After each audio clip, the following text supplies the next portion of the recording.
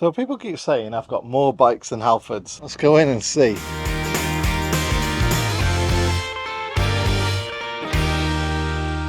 No, the answer is I don't have more bikes than Halfords. Anyway, let's go back and talk about bikes again now.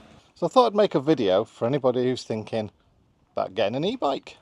What are the different types of e-bikes? From folding to fat tyre, from city bikes to totally off-road with full suspension. Well, it just so happens that I've got quite a few bikes here, and I thought I'd go through what options that you might be looking for your use. So for example, do you need a folding bike to go in a small space like the boot of a car or a camper van? Do you need lightweight because you can't really lift a folding bike with fat tyres, so maybe you want a smaller folding bike? But do you want a bike you can go and explore on? Or maybe you want a bike where perhaps you just want to nip around a few shops from a campsite or get to work on a commute. Maybe you want to replace your car. So let's talk about the bikes that are here. There are all types of different bikes here, ranging from some with no gears, to some with 9 gears, some with no suspension, others with suspension, different sizes of wheels, as in the thickness, fat tyre or skinny tyre, and then different wheel diameters ranging from 16-inch all the way to 27-inch. And then let's talk about whether you want a folding bike and what the folding bike options mean to you, the weight of each bike. And it's an e-bike, don't forget. How many miles can it do? What sort of rider height does each bike support? So do you want gears on your e-bike? And if so, how many gears do you want?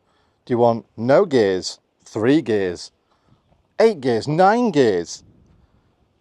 Does it actually make any difference how many gears it's got as to how you're going to use it? So do you want a belt drive, low maintenance, as opposed to oily mess that you might get when you get to work? The belt drive systems offer a really ultra quiet, very smooth, low maintenance, no oil on your trousers solution. Well, these belt systems have been around for so long that they're very reliable. They're very smooth to use, very quiet. And like I say, you don't get oil everywhere. Unlike something like that, which is obviously oily and messy. But there again, if anything goes wrong with that, I can get the spares from pretty much most shops. Whereas if anything goes wrong with that, I need that specific belt to get me going again. Do you want mid-motor, where the motor sits there, or there? Or do you want a hub motor, where the motor sits in the back of the wheel hub there and there? So the mid-drive motors, they actually do say that they're more powerful, but they are prone to needing more maintenance than a rear hub motor. And these mid-drive motors, whilst they are expensive and they are high quality, obviously if something goes wrong with them, then it's going to go in for maintenance. But I would also say that these rear hub motors have been around for so long that they're quite reliable too. They're easy to get hold of, and you can actually strip them down and repair them yourself in most cases. That rear hub motor and that belt system has taken me up many mountains. Now another aspect to talk about is wheel size. So we've got all the way down from this size here, 16-inch to 20-inch to 27, more 27 to 20s, and then a 24 there and more 20s. So is there an ideal tyre size or a wheel size that best suits what you're doing? Now for me, another item to talk about here is torque sensor. Do you need the crank speed sensor or do you need a torque sensor? Now a torque sensor responds immediately to the pressure you put on the pedals. So as soon as you start pedaling, as soon as you put some force on that pedal, the motor starts to kick in. The more force you put on the pedal, the more power the motor gives you. But not all of these bikes have got torque sense. Some of them are speed sensing motors. Do you want cable operated disc brakes? Or do you want hydraulic disc brakes? Do you have a small bike? or a heavy big bike where the brakes will need to stop you because there's much more weight and you're likely doing more speed? And let's talk about bike weight, because sadly e-bikes are a little bit sort of on the chunky side. So which do you go for? A lightweight version or a heavier one with a bigger battery and more range? Or do you perhaps go for a bike that's got two batteries? So it's a smaller frame but with twice the power, or a bigger bike with a bigger battery.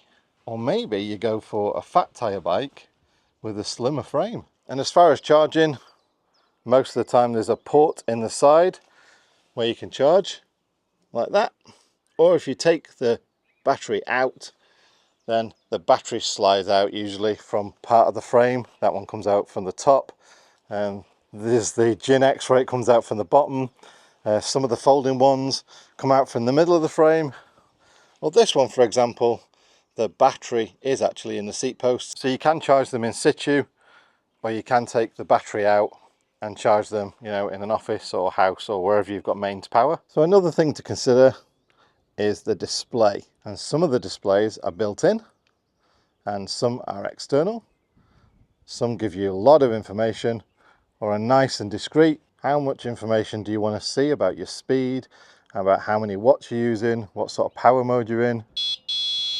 Do you want a horn on your bike, or do you want a bell? Pretty much all of these bikes have lights on them. That one's got quite a nice rear light in it as well, and obviously they've got front lights as well. Really quite good these days. These bicycle lights are definitely worth it. Now, a big consideration is how you are going to feel from riding this bike. Are you going to fit in it comfortably?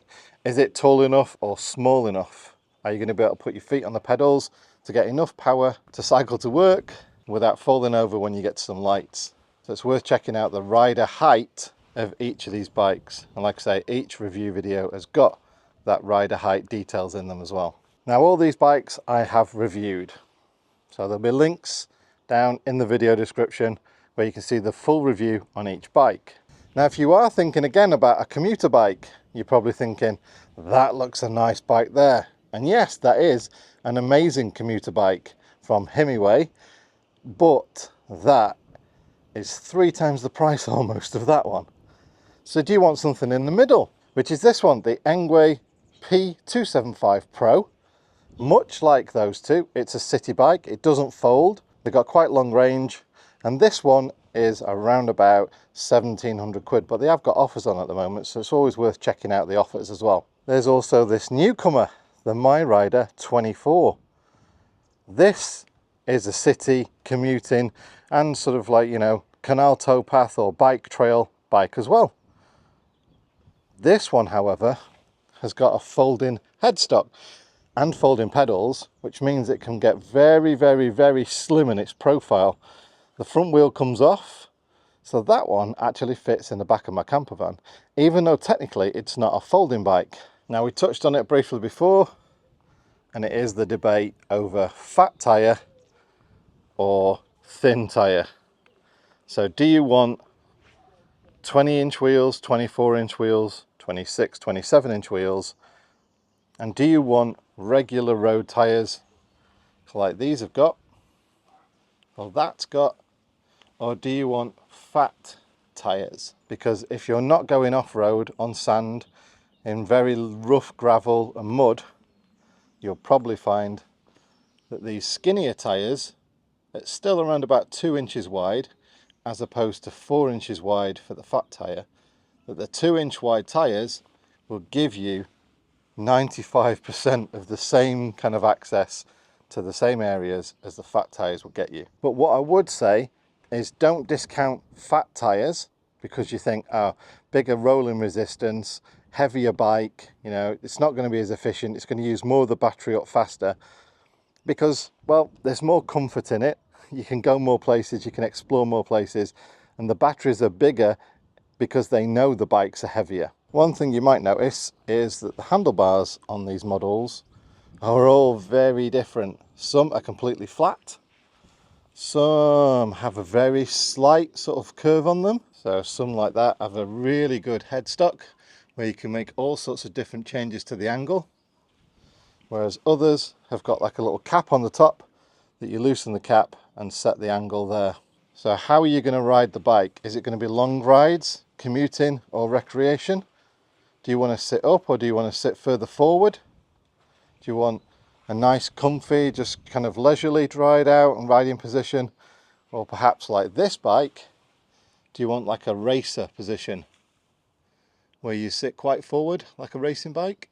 Now one thing you'll notice is all the bikes that fold or have a folding handlebar have their cables externally configured, you know, from that sort of extreme there, like this model where every bit of the cable really tries to go through the bike frame apart from the handlebars, or this one where none of the cables really go through the bike frame. They're all on display. Personally, I like the slick look of all the cables being hidden, but the kind of practical John says, yeah, but if you can see all the cables, if one breaks or you need to change it or one snags or anything happens, they're far more easy to replace than one where all the cables are actually inside the frame and it could take you hours to try and work out where the cables are running. So when I talk about maintenance and I talk about things that you might need to worry about over time, then I can also tell you that most of these bikes are going to be really reliable. The components inside have been chosen well by the manufacturers, and therefore don't worry too much about having any problems with them. They will all give you a good amount of service, and I've put a lot of these through the paces. Like I say, some that I've used for years that are still going strong, and others that I've just done a few hundred miles on and you know, didn't skip a beat. Like I say, something I touched on earlier was bike weight.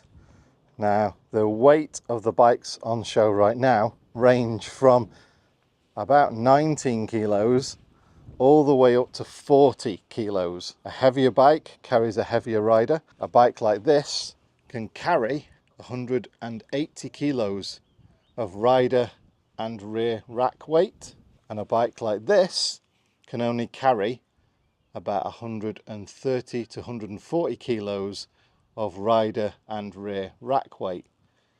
But this, the My Rider 24, only weighs just over 20 kilos, whereas that, the Engwe X, weighs nearly 40 kilos. And obviously you come down to the smaller end of the bikes where they are around about 19 kilograms, and they're still good for carrying about 120 kilograms of rider. Well, like I said, the beauty of the smaller bikes, the lighter bikes, is pretty obvious really. That will fold up in a smaller space and it's easier to handle. It's easier to lift in and out of the back of a vehicle or the back of a van, on the back of a bike rack maybe, either on the back of you know, a car or motorhome or camper van. Whereas some of these you might really struggle to lift up onto the back of a bike rack. And some bike racks can only carry like 36, 38 kilos, in which case some of these bikes might actually not be suitable at all for a bike rack. They might be too heavy. Whereas some of them, you might actually be able to get two bikes on a bike rack and still be just around about the right weight. Now, a big consideration is comfort, and some bikes have front suspension and no rear suspension. Other bikes have rear suspension and front suspension, and some bikes have no suspension at all. Don't let that put you off, because sometimes if you're only going to ride on smooth surfaces, you don't need suspension. Or perhaps like this one where it's got front suspension but no rear suspension, I've actually added a suspension seat post in there, which does give a nice bit of comfort to the old derriere, especially over some of the tracks I use and also some of the British roads. Now, I touched on this before, and that is weight and bigger battery capacity, which obviously means that they can go further, so you can do more range. But then bear in mind that the actual charge time might be the next problem that you come across, because some bikes might have a smaller range. For example, this bike here, I can get around about 85 miles before the battery needs recharging. because of the way that that works and the software and the motor. Whereas this bike might be around 60 to 65 miles range, but this bike only takes a few hours, like around about 3.5 hours to charge. Whereas this bike, once it's empty, is going to take around about 7 hours to charge. And obviously that's why the MyRider 24, for example, is much lighter than the Engwe Engine X. Because the Engine X has got a huge battery in there, as well as the fat tyres and everything else. Whereas the MyRider is lovely and lightweight with a smaller battery and smaller wheels. Now, some of these bikes come with a throttle of different sorts. And you might be saying, well, why do I need a throttle? For example, this one doesn't have a throttle at all. And nor does this one. So why would you need a throttle on a bike? Well, for me personally, a throttle helps you get away from a junction, move away from lights, to get going, to build up speed so that you're not sort of like slowing down at junctions and being potentially a bigger target or an easier target for traffic to cut you up. So for me, a throttle helps you get away faster, and particularly, I'm not talking about using it purely on throttle. I'm talking about giving you a boost as you're cycling and the motor's kicking in.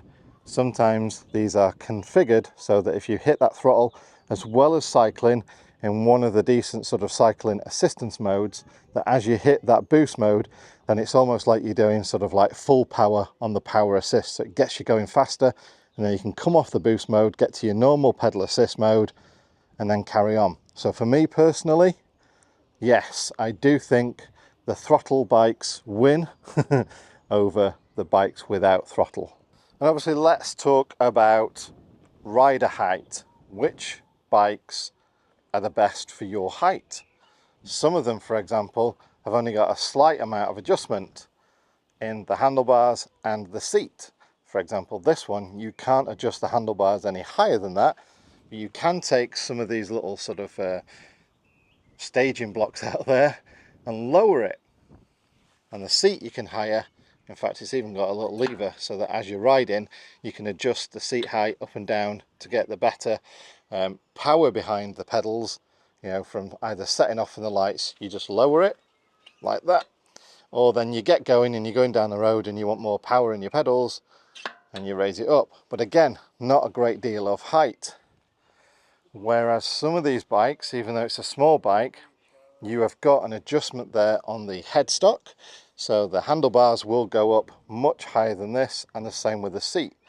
So you might find, for example, that that bike will do a person just over 5 foot to just over 6 foot, no problem whatsoever. But then you might find that this bike is only good for somebody for around about 5.5 foot to about 6 foot. It's all about comfort, and there's a mix somewhere, isn't there, between having the right suspension with air suspension, or a seat post with suspension, or to have the right level of adjustment in the seat and the handlebars to get the power that you need, to get the position you need, to feel the comfort you need to feel when you're out for a long ride. Now, one of the biggest questions I know you're probably getting ready to ask me, shout at me through the screen right now, is which one would you choose, John? I'm going to go through the ones here which are a high kind of likelihood of me to have in the back of my van, or the ones that I have had in the back of my van, and why I chose them, and hopefully that might make your sort of like process a little bit easier of choosing a bike between all these different types of bikes. So this has been something that I've ridden up and down mountains. It's been all over Europe in the back of the van. It's the MyRider 1 16-inch wheel version, belt drive with 3 gears that are built into the crank assembly there. It's a very small and lightweight folding bike. It's more suited to commuting or cycling on roads or cycle paths. However, it does have, as you can see, quite a good reach for the handlebar size and the seat height. So it does support quite high and short people, and it's quite comfortable to ride as well. So I changed from this bike when I started to do a cycle challenge last year, when I was doing 300 miles in a month, and I was trying to do at some stages 30 miles in a day. and I just got a little bit tired with the small wheels on that and the smaller frame. So I then moved up to this beast, which is only a little bit bigger if you think about it, 20-inch wheels as opposed to 16. But the battery in there was much bigger, which gave me a bit of more assistance over more miles. And like I say, I got up to 85 miles cycling assisted kind of range from this bike. And I put quite a few miles on this bike. But I must say that that is a very, very, very heavy bike. So that is essentially twice the weight of the MyRider. And as I'm lifting this in and out of my van, yeah, it's obviously taking up more space. There's more weight in the boot and that. So I have looked at changing it. Now I am a fan of the fat tire version. So this intrigued me when this bike was sent through, that it was a smaller frame, lighter. So that's around about sort of 7 kilograms lighter than this bike. Roughly the same range from the same sort of size battery. Still fat tire, still a good bike, good spec, nice and comfy, easy to ride. And then this one came along, which doesn't have fat tires. It's got 2 batteries on it, which means that if you want to go out for a short ride, then the one in frame will do for around about sort of 50 miles. But if you want something longer, like a bigger bike ride or a more hilly bike ride, then it's got this second battery in there, which will give you that much more of a range.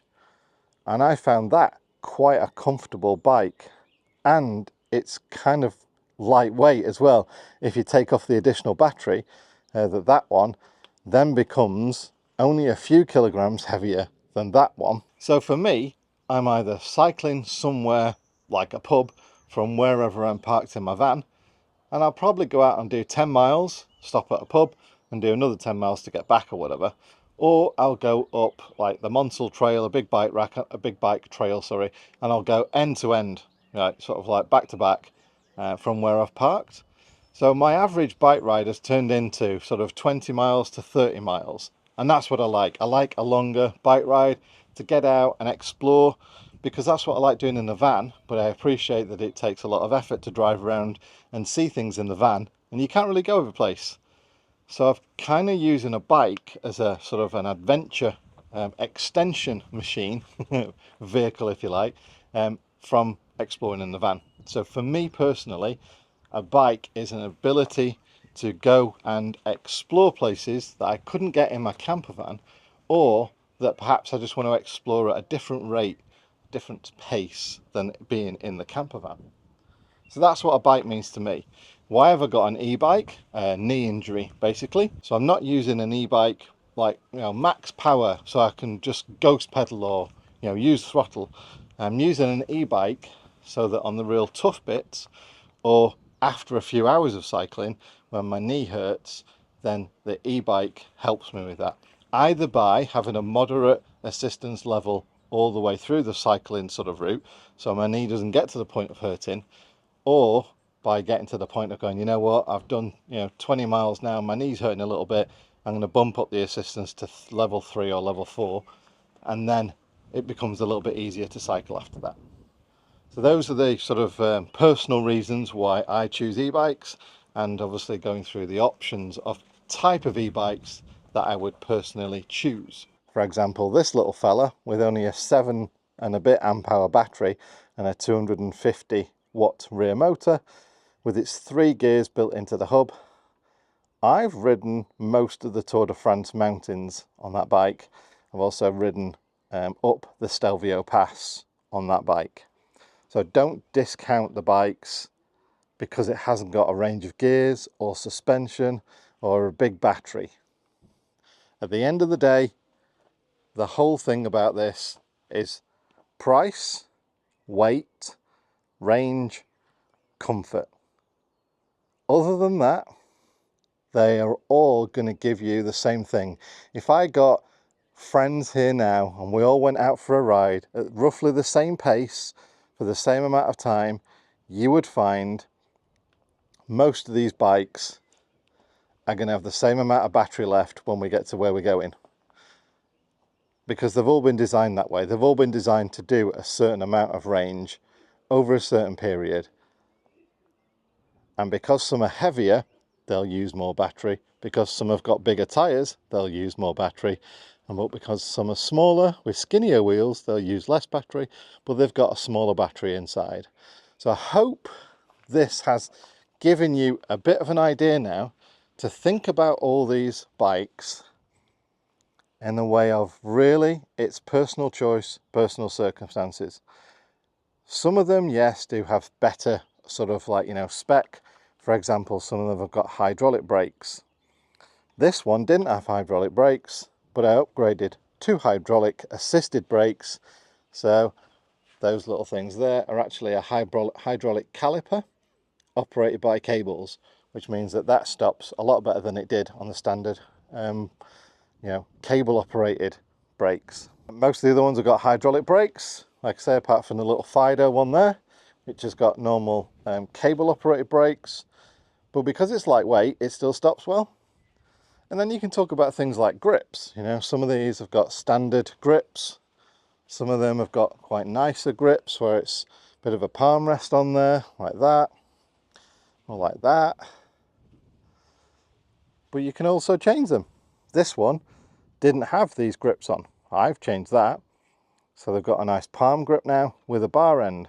So the longer I cycle, I like to put my hands on the bar ends, like that, to get a nicer grip. And I will be making a video quite soon about accessories for bikes. Can you upgrade the gears, give you better gears, or change the gear ratio? Things like the bar end grips that I was talking about there. How do you do that? The seat posts with the suspension seat post, or a new seat, or new pedals, or new tyres. All those types of things I'm going to cover, and more, sort of all the accessories. Most of these have got rear racks. Can you add one? Do you have to have the rear rack? And if you do, can you put things like panniers on there? So I'm going to go through that in a video coming very soon. And just to make sure you don't miss it, why not hit that subscribe button and ding the thumbs up. And while you're hitting the subscribe button, hit the little bell next to it and click all on notifications, and that way it'll tell you about all the videos that I put out. Obviously, if you've got any questions about individual bikes, like I said, there'll be links in the video description down below to the individual review of each of these bikes, so you can check each bike out in more detail. So understand its weight, its dimensions, if it folds down, what sort of size it folds down to, that kind of thing. Obviously, you can also ask questions in the comments section down below again, but obviously please sort of do first check all the other reviews and check the bikes out so that you can perhaps maybe answer your question yourself. But yeah, obviously if you do get stuck, ask in the comments section down below. So thanks for watching today. I hope you didn't come here and think that I was going to answer your question about which bike is best for you, because like I said, it's such a personal choice depending on your height, how much cycling you like to do, your budget, how much you can lift, etc, etc. What I hope to do in this video is just give you an idea of exactly what sort of bikes are out there, the type of options, and whether one type of option is better suited to you than another one. So thanks for watching, take care, and I'll see you again. Bye.